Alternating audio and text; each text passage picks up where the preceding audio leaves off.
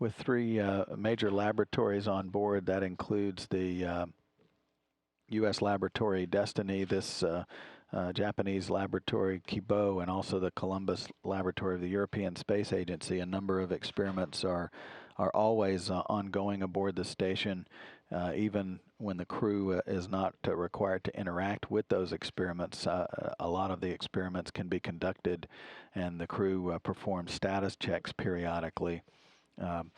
In addition to the burning and suppression of solids experiment, there's also additional experiment to test how flames are extinguished in space. I like to call it hot research.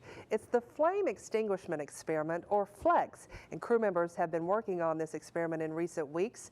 I had the opportunity to talk to one of the investigators about why and how they study flames in space.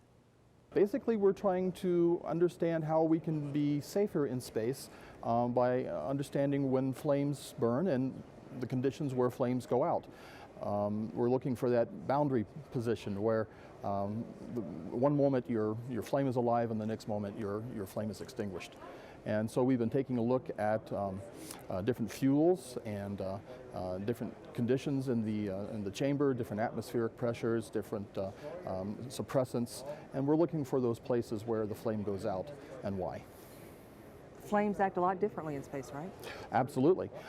In space, we've learned that the fires burn at a slower burning rate, that they burn at a lower temperature, but they burn at a lower oxygen concentration, which makes them a little bit more dangerous for crew.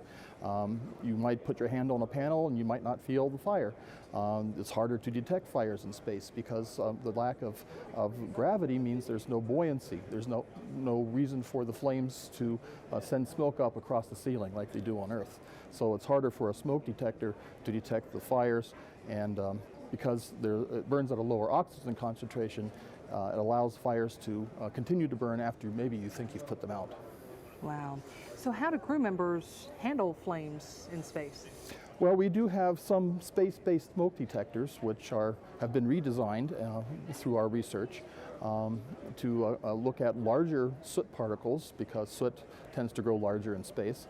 We have more detectors behind various panels, and we have different kinds of suppressants, but those are the things we're still studying to try to find the most effective ways of putting out the fires. So it obviously has space applications, but what about for folks here on Earth?